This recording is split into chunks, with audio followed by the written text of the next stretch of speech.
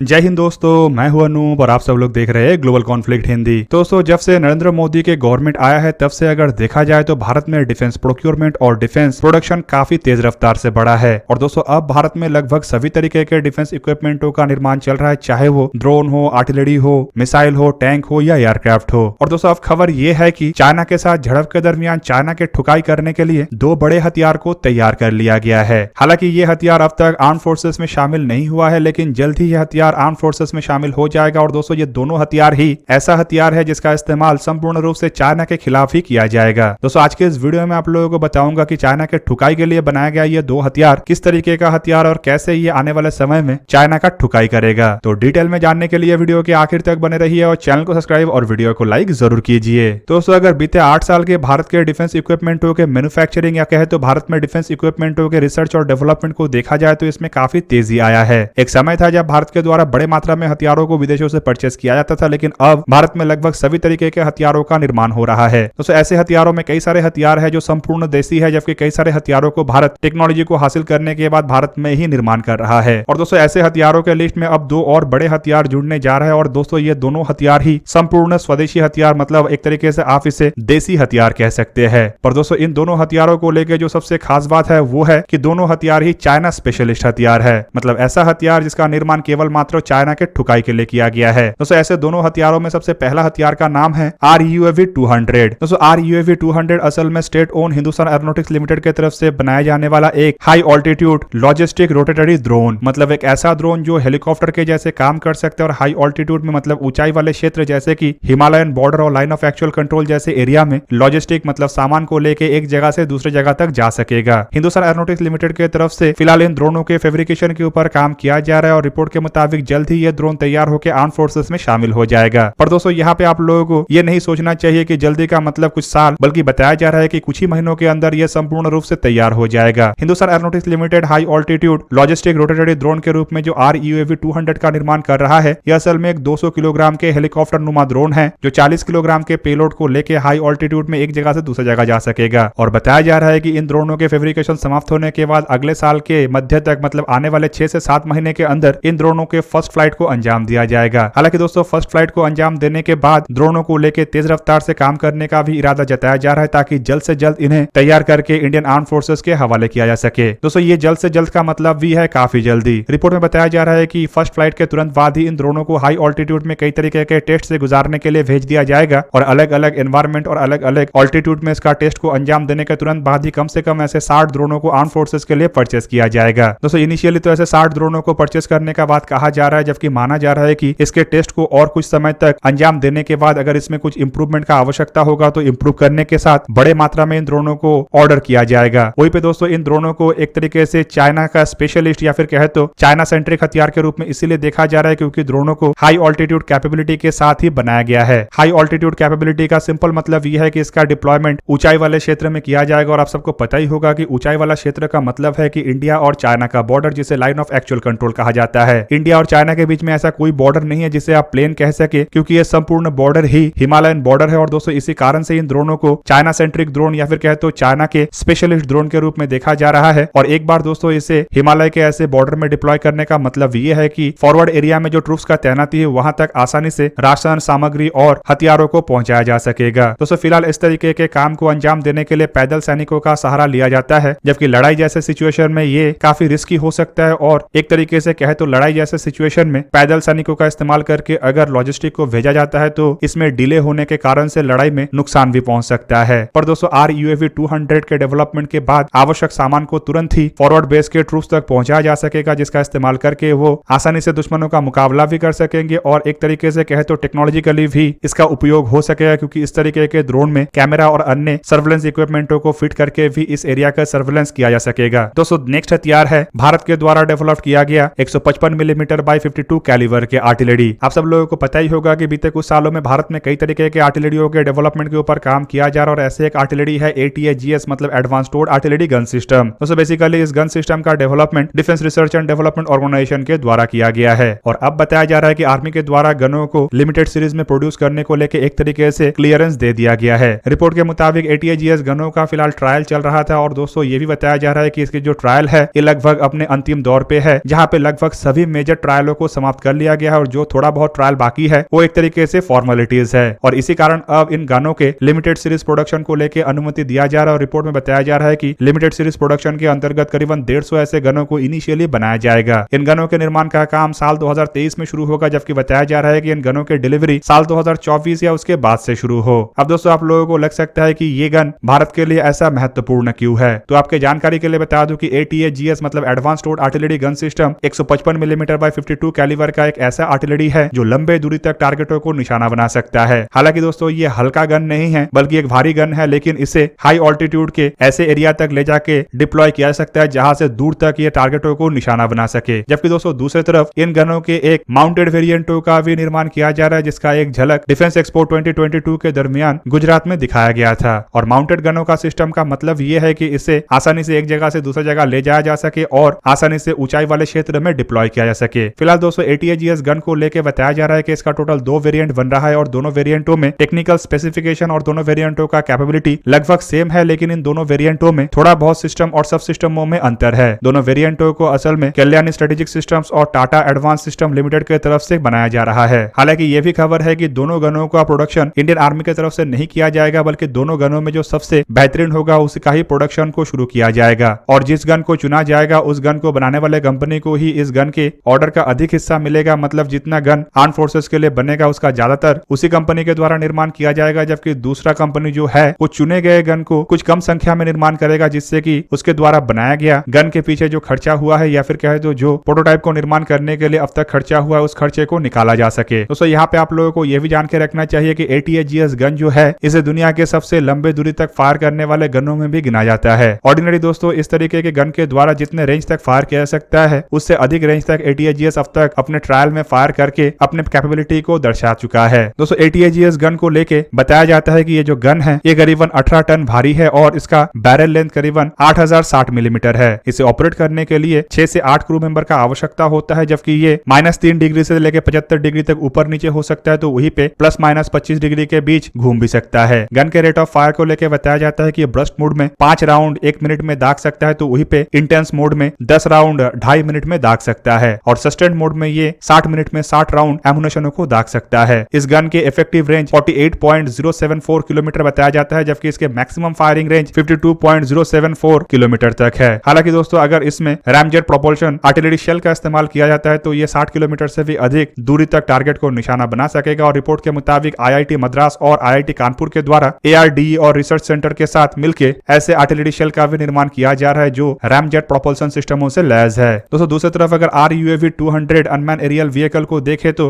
अब तक इसके बारे में उस तरीके का जानकारी तो नहीं आया है, लेकिन बताया जाता है कि इसके मैक्सिमम टेक ऑफ वेट करीबन 200 kilogram, speed 100 kilometre per hour और मैक्सिमम रेंज 100 किलोमीटर तक होगा। ये अनमैन एरियल व्हीकल 3 घंटे तक लगातार उड़ान भर सकेगा, तो वहीं पे इसका सर्विस सीलिंग करीबन 6000 मीटर तक होगा। इवन रिपोर्ट में यही बताया जा रहा है कि 5500 मीटर की ऊंचाई में ये लगातार हॉवर कर सकता है, मतलब एक जगह में रह के मंडरा सकेगा। मतलब इतने ऊंचाई में जाके ये आसानी से ट्रूप्स को अपने सामानों को डिलीवर कर सकेगा। वहीं पे दोस्तों इसके पेलोड कैपेसिटी को लेकर बताया जाता है कि ये 30 से 40 किलोग्राम के पेलोड को कैरी कर सकेगा। दोस्तों इस तरीके के ड्रोन के इस्तेमाल कई तरीके से हो सकता है, जैसे कि लैंड बेस्ड ऑपरेशन और मैरीटाइम ऑपरेशन तो है ही, साथ में बताया जा रहा है कि इसके एक फ्यूचर डेवलपमेंट प्रोजेक्ट भी है जिसके अंतर्गत शायद इसके विंग को भी फोल्ड किया जाए ताकि इसका इस्तेमाल इंडियन नेवी के वॉरशिपों के ऊपर भी किया जा सके। हालांकि दोस्तों 30 से 40 किलोग्राम पेलोड लेने का यह भी मतलब है कि इसमें आसानी से हथियारों को भी लगाया जा सके और कुछ सेंसरों में बदलाव करने के साथ इसे एक आर्म्ड अनमैन हेलीकॉप्टर में भी कन्वर्ट किया जा सके। तो दोस्तों ये था आज का वीडियो। अगर आपको वीडियो अच्छा लगा तो लाइक कीजिए और मेरे चैनल को सब्सक्राइब कीजिए और साथ में बना हुआ बेल आइकन को भी प्रेस कर दीजिए ताकि आप मेरा वीडियो देख पाए सबसे पहले। जय हिंद।